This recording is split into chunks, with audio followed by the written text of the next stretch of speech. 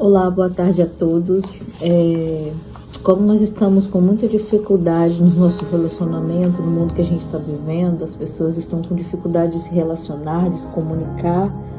E muitos casamentos, muitos lares têm se desfeito por falta de comunicação. As pessoas não conseguem se entender. Então, hoje eu vou falar um pouquinho sobre como aprender a se comunicar no relacionamento. Tanto faz marido e mulher, no casamento, né? Então, o tema de hoje vai ser aprendendo a se comunicar.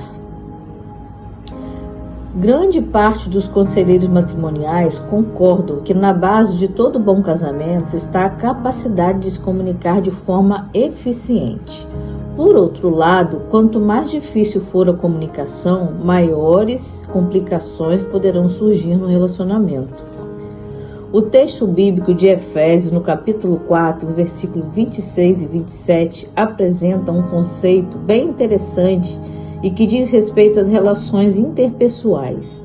Ali o apóstolo Paulo, lembrando os salmos, afirmam, na lista de conselhos aos seus leitores, irai-vos e não pequeis. Ou seja, não é pecado se irar. Quando alguém fala alguma coisa ou faz alguma coisa, a gente fica irado, é normal, é da nossa natureza pecaminosa. O que nós não podemos é fazer coisas que venham nos fazer a pecar quando nós estamos irados. Temos que ter o autocontrole e ele só vem pelo poder do Espírito Santo quando nós clamamos a Deus. E aí aqui diz assim, a Bíblia diz assim, não se ponha o sol sobre a vossa ira. Se porventura você brigar com seu esposo ou a sua esposa antes de ir dormir, a Bíblia aconselha para vocês fazerem as pazes, pedirem perdão e se entenderem antes de ir dormir, porque você não sabe o que pode acontecer durante a noite, né? Se vão acordar vivos, com saúde, né? E ele continua dizendo, não deis lugar ao inimigo, ao diabo. A ira, o ressentimento, sentimentos humanos que podem ocorrer com qualquer pessoa, não podem destruir as relações entre as pessoas, especialmente quando diz respeito a um casal. Diante de Deus, um casal que diante de Deus jurou lealdade sob a direção divina. Nós juramos lealdade ao nosso parceiro lá no altar ou quando nós nos casamos, né? Motivos para desgosto. Não podemos dar motivos para o desgosto, as mágoas, as incompreensões e etc. São muito comuns na vida de um casal com filhos e a forma como isso é encarado pelo homem e pela mulher é que determinará a forma como é encarado pelo homem e a mulher que determinará que tipo de comunicação teremos na nossa família. A comunicação não se limita, e é importante compreender isso. Alguém emitir uma mensagem e o outro supostamente receber essa mensagem e decodificá-la, isto é, assimilá-la da forma correta. No casamento, essa máxima se torna ainda mais real. Comunicação tem muito mais a ver com que relacionamento entre as pessoas que se expressam em diálogos e atitudes que permitem duas pessoas se comunicarem adequadamente para resolver seus dilemas e desafios. Por essa razão, o texto de Efésios faz todo sentido.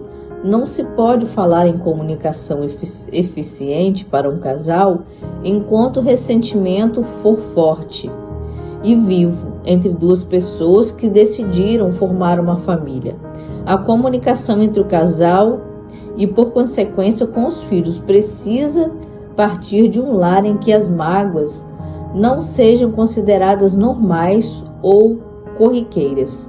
A ira pode surgir porque existe tensão no cotidiano, mas o sol não pode se pôr sem que isso seja resolvido ou mesmo se torne objetivo de um diálogo sincero entre as pessoas da família.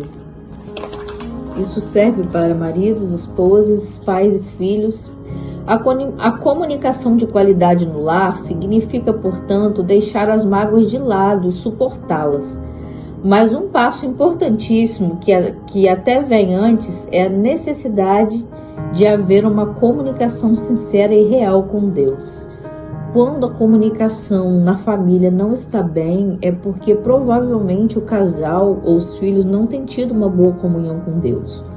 Quando nós gastamos tempo em oração e estudando a Bíblia, nos comunicando com Deus, com certeza nós teremos sabedoria e aprenderemos com Ele como nos comunicarmos uns com os outros. O originador da família, que é Deus, aquele que uniu o casal, permitiu que fosse um para servi-lo e servir as pessoas, e deve ser buscado com todo o fervor e dedicação por cada pessoa. Evidentemente que a comunicação na família vai envolver outros aspectos que isso irão contribuir para que as pessoas não apenas conversem, mas que esse diálogo resulte em um relacionamento melhor, mais respeitoso, menos egoísta e mais de acordo com os princípios de Deus e da sua palavra. Vale salientar a necessidade de homens e mulheres que considerem os sentimentos e as necessidades uns dos outros, sem que um deseje exercer o domínio e dificultar a comunicação em momentos de crise ou mesmo nas horas agradáveis. Quando se trata de assuntos difíceis, a capacidade de se colocar no lugar do outro, a empatia, é essencial e a paciência precisa ser exercida de forma prática. E a paciência, ela só vem como um fruto do Espírito Santo quando nós estamos em comunhão com Deus. Obviamente, tudo isso só vai funcionar se você estiver dedicando tempo para conversar com Deus e com seu companheiro ou com seus filhos. Tempo sem interrupção de internet, de televisão ou de qualquer outro ruído. Sem distrações, sem desvios para outros temas corriqueiros. O ideal é que ali, entre o homem e a mulher e os filhos, ou entre os pais e os filhos, não haja falta de tempo, de momento para esse diálogo, para essa afetiva comunicação. Sem gritaria, sem xingamentos e sem ofensas, sem ignorar o parceiro. Da conversa para a prática. Crie em casa um momento de papo sincero ou um papo aberto e incentive todos a falarem mais sobre os pontos positivos e os negativos do dia. Pode ser antes do almoço, jantar ou de jejum. O casal pode ler um livro e quem sabe até a Bíblia. Agora, uma reflexão para nós pensarmos. Devemos acostumar-nos a falar em tom agradável, usando linguagem pura, correta, com palavras amáveis e corteses. Palavras suaves e bondosas são para o espírito como o orvalho e a chuva branda. A Escritura diz que Cristo, que havia em seus lábios uma graça tal que sabia dizer ao seu tempo uma boa palavra ao que está cansado. Está em Isaías 54. E o Senhor nos manda: a vossa palavra seja sempre agradável, e para que dê graça aos que ouvem. Então, nós temos que aprender a nos comunicar.